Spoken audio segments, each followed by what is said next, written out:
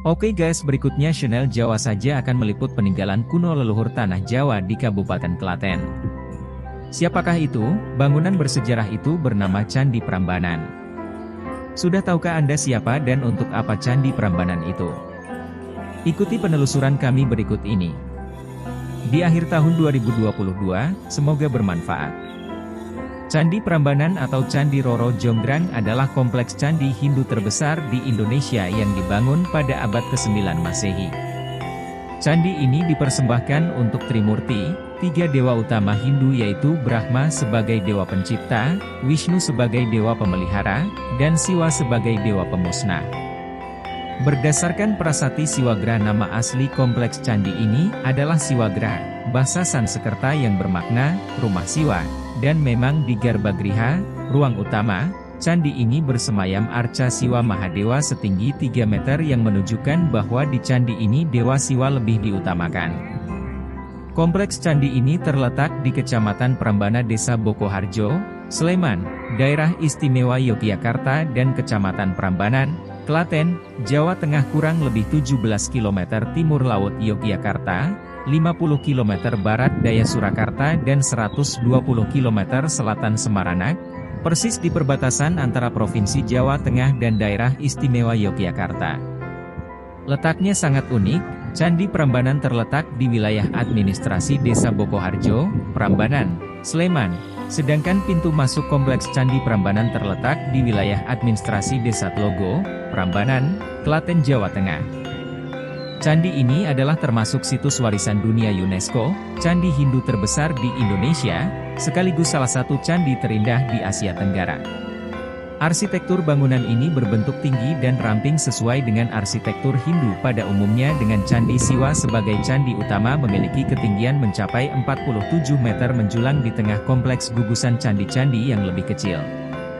Sebagai salah satu candi termegah di Asia Tenggara, Candi Prambanan menjadi daya tarik kunjungan wisatawan dari seluruh dunia. Menurut prasasti Siwagra, candi ini mulai dibangun pada sekitar tahun 850 Masehi oleh Rakai Pikatan, dan terus dikembangkan dan diperluas oleh Balitung Mahasambu, pada masa Kerajaan Medang Mataram. Etimologi dari Candi Prambanan. Nama Prambanan, berasal dari nama desa tempat candi ini berdiri, diduga merupakan perubahan nama dialek bahasa Jawa dari istilah teologi Hindu para Brahman yang bermakna, Brahman Agung, yaitu Brahman atau realitas abadi tertinggi dan teragung yang tak dapat digambarkan, yang kerap disamakan dengan konsep Tuhan dalam agama Hindu. Pendapat lain menganggap para Brahman mungkin merujuk kepada masa jaya candi ini yang dahulu dipenuhi oleh para Brahmana. Pendapat lain mengajukan anggapan bahwa nama Prambanan berasal dari akar kata emban dalam bahasa Jawa yang bermakna menanggung atau memikul tugas, merujuk kepada para dewa Hindu yang mengemban tugas menata dan menjalankan keselarasan jagat. Nama lain dari Prambanan dapat berarti lima gunung yang dalam bahasa Khmer, Kamboja lima adalah Pram dan Banam adalah gunung. Hal ini menggambarkan 5 puncak gunung dari Himalaya di India. Mengingat pada saat yang sama dalam kronik Khmer bahwa bangsa Jawa pernah menjajah Khmer selama 200 tahun dan Jayawarman kedua yang pernah di Jawa merupakan pahlawan yang membebaskan Khmer dari dominasi Jawa. Nama asli kompleks candi Hindu ini adalah nama dari bahasa Sanskerta, Siwagra, rumah Siwa, atau Siwalaya, alam Siwa, berdasarkan prasasti Siwagra yang bertarikh 778 Saka, 856 Masehi.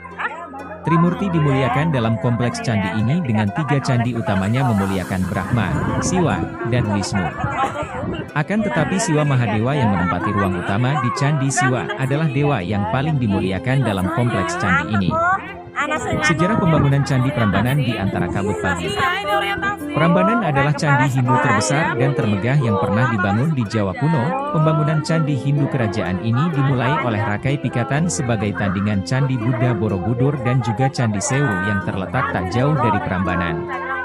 Beberapa sejarawan lama menduga bahwa pembangunan Candi Agung Hindu ini untuk menandai kembali berkuasanya keluarga Sanjaya atas Jawa. Hal ini terkait teori wangsa kembar berbeda keyakinan yang saling bersaing, yaitu wangsa Sanjaya penganut Hindu dan wangsa Sailendra penganut Buddha. Pastinya, dengan dibangunnya candi ini menandai bahwa Hinduisme aliran Saiwa kembali mendapat dukungan keluarga kerajaan, setelah sebelumnya wangsa Sailendra cenderung lebih mendukung Buddha aliran Mahayana. Hal ini menandai bahwa kerajaan Medang beralih fokus dukungan keagamaannya, dari Buddha Mahayana ke pemujaan terhadap Siwa. Bangunan ini pertama kali dibangun sekitar tahun 850 Masehi oleh Rakai Pikatan dan secara berkelanjutan disempurnakan dan diperluas oleh Raja Lokapala dan Raja Balitung Mahasambu. Berdasarkan prasasti Siwagraha berangkat tahun 856 M, bangunan suci ini dibangun untuk memuliakan Dewa Siwa. Dan nama asli bangunan ini dalam bahasa Sanskerta adalah Siwagraha, Sanskerta, Shivagraha yang berarti, rumah Siwa, atau Siwalaya, Sanskerta, Shivalaya yang berarti, ranah Siwa, atau alam Siwa. Dalam prasasti ini disebutkan bahwa saat pembangunan Candi Siwagraha tengah berlangsung, dilakukan juga pekerjaan umum perubahan tata air untuk memindahkan aliran sungai di dekat candi ini. Sungai yang dimaksud adalah Sungai Opak yang mengalir dari utara ke selatan sepanjang sisi barat kompleks Candi Prambanan. Sejarawan menduga bahwa aslinya aliran sungai ini berbelok melengkung ke arah timur, dan dianggap terlalu dekat dengan candi sehingga erosi sungai dapat membahayakan konstruksi candi. Proyek tata air ini dilakukan dengan membuat sodetan sungai baru yang memotong lengkung sungai dengan poros utara-selatan sepanjang dinding barat di luar kompleks candi. Bekas aliran sungai asli kemudian ditimbun untuk memberikan lahan yang lebih luas bagi pembangunan deretan Candi Perwara, Candi Pengawal atau Candi Pendamping. Beberapa arkeolog berpendapat bahwa arca Siwa di Garbagriha, ruang utama, dalam Candi Siwa sebagai candi utama merupakan arca perwujudan Raja Balitung, sebagai arca pedharmaan Anumertadia. Kompleks bangunan ini secara berkala terus disempurnakan oleh Raja-Raja Medang Mataram berikutnya, seperti Raja Daksa dan Tulodong, dan diperluas dengan membangun ratusan candi-candi tambahan di sekitar candi utama. Karena kemegahan candi ini, Candi Prambanan berfungsi sebagai Candi Agung Kerajaan Mataram, tempat digelarnya berbagai upacara penting kerajaan. Pada masa puncak kejayaannya, sejarawan menduga bahwa ratusan pendeta Brahmana dan murid-muridnya berkumpul dan menghuni pelataran luar candi ini untuk mempelajari kitab Weda dan melaksanakan berbagai ritual dan upacara Hindu. Sementara pusat kerajaan atau keraton kerajaan Mataram diduga terletak di suatu tempat di dekat Prambanan di dataran Kewu. Bangunan pernah ditelantarkan. Sekitar tahun 930-an, ibu kota kerajaan berpindah ke Jawa Timur oleh Mpu Sendok, yang mendirikan Wangsa Isyana. Penyebab kepindahan pusat kekuasaan ini tidak diketahui secara pasti. Akan tetapi sangat mungkin disebabkan oleh letusan hebat Gunung Merapi yang menjulang sekitar 20 km di utara Candi Prambanan. Kemungkinan penyebab lainnya adalah peperangan dan perebutan kekuasaan. Setelah perpindahan ibu kota, Candi Prambanan mulai telantar dan tidak terawat, sehingga pelan-pelan candi ini mulai rusak dan runtuh. Bangunan candi ini diduga benar-benar runtuh akibat gempa bumi hebat pada abad ke-16. Meskipun tidak lagi menjadi pusat keagamaan dan ibadah umat Hindu, candi ini masih dikenali dan diketahui keberadaannya oleh warga Jawa yang menghuni desa sekitar. Candi-candi serta arca Durga dalam bangunan utama candi ini mengilhami dongeng rakyat Jawa yaitu legenda Rara Jonggrang. Setelah perpecahan Kesultanan Mataram pada tahun 1755, reruntuhan candi dan Sungai Opak di dekatnya menjadi tanda pembatas antara wilayah Kesultanan Yogyakarta dan Kasunanan Surakarta, Solo. Penemuan kembali Candi Prambanan. Reruntuhan Candi Prambanan segera setelah ditemukan. Penduduk lokal warga Jawa di sekitar candi sudah mengetahui keberadaan candi ini.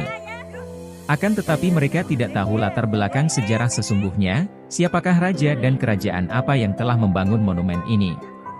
Sebagai hasil imajinasi, rakyat setempat menciptakan dongeng lokal untuk menjelaskan asal mula keberadaan candi-candi ini, diwarnai dengan kisah fantastis mengenai raja raksasa, ribuan candi yang dibangun oleh makhluk halus jin dan dedemit hanya dalam tempo satu malam, serta putri cantik yang dikutuk menjadi arca.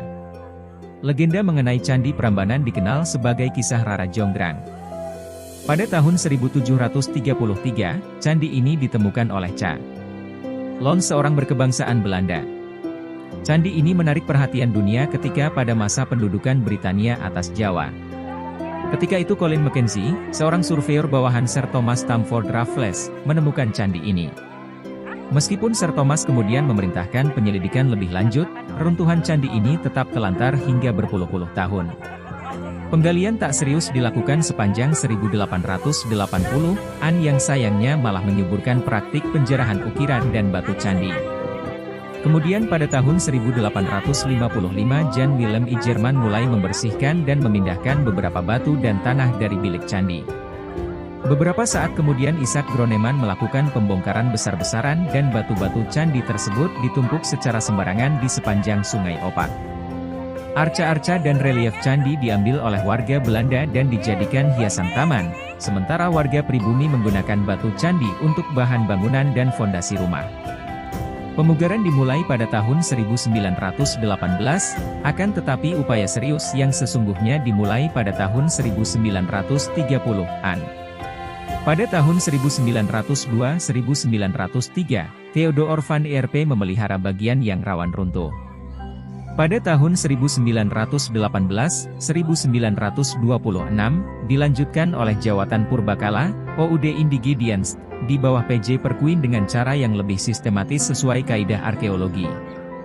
Sebagaimana diketahui para pendahulunya melakukan pemindahan dan pembongkaran beribu-ribu batu secara sembarangan tanpa memikirkan adanya usaha pemugaran kembali. Pada tahun 1926 dilanjutkan dehaan hingga akhir hayatnya pada tahun 1930. Pada tahun 1931 digantikan oleh Insinyur V.R. van Romont hingga pada tahun 1942 dan kemudian diserahkan kepemimpinan renovasi itu kepada putra Indonesia dan itu berlanjut hingga tahun 1993. Upaya restorasi terus-menerus dilakukan bahkan hingga kini. Pemugaran Candi Siwa yaitu candi utama kompleks ini dirampungkan pada tahun 1953 dan diresmikan oleh Presiden pertama Republik Indonesia Soekarno. Ada bagian candi yang direstorasi, menggunakan batu baru, karena batu-batu asli banyak yang dicuri atau dipakai ulang di tempat lain. Sebuah candi hanya akan direstorasi apabila minimal 75% batu asli masih ada. Oleh karena itu, banyak candi-candi kecil yang tak dibangun ulang dan hanya tampak fondasinya saja. Kini, candi ini termasuk dalam situs warisan dunia yang dilindungi oleh UNESCO. Status ini diberikan UNESCO pada tahun 1991. Kini, beberapa bagian Candi Prambanan tengah direstorasi untuk memperbaiki kerusakan akibat gempa Yogyakarta 2006. Gempa ini telah merusak sejumlah bangunan dan patung. Setelah pemugaran besar-besaran tahun 1990-an, Prambanan juga kembali menjadi pusat ibadah agama Hindu di Jawa.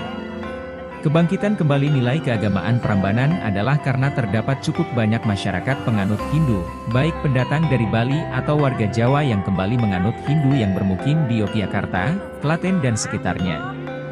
Tiap tahun warga Hindu dari Provinsi Jawa Tengah dan Yogyakarta berkumpul di Candi Prambanan untuk menggelar upacara pada hari suci Galungan, Tawur Kesanga, dan Nyepi. Relief di Prambanan menampilkan Sinta tengah diculik Rahwana yang menunggangi raksasa bersayap, sementara burung Jatayu di sebelah kiri atas mencoba menolong Sinta. Panil khas Prambanan, singa di dalam relung diapit dua pohon kalpataru yang masing-masing diapit oleh sepasang kinara, kinari atau sepasang marga satwa. Relief Ramayana dan Krishnayana candi ini dihiasi relief naratif yang menceritakan epos Hindu, Ramayana dan Krishnayana. Relief berkisah ini diukirkan pada dinding sebelah dalam pagar langkan sepanjang lorong galeri yang mengelilingi tiga candi utama. Relief ini dibaca dari kanan ke kiri dengan gerakan searah jarum jam mengitari candi. Hal ini sesuai dengan ritual pradaksina, yaitu ritual mengelilingi bangunan suci searah jarum jam oleh peziarah.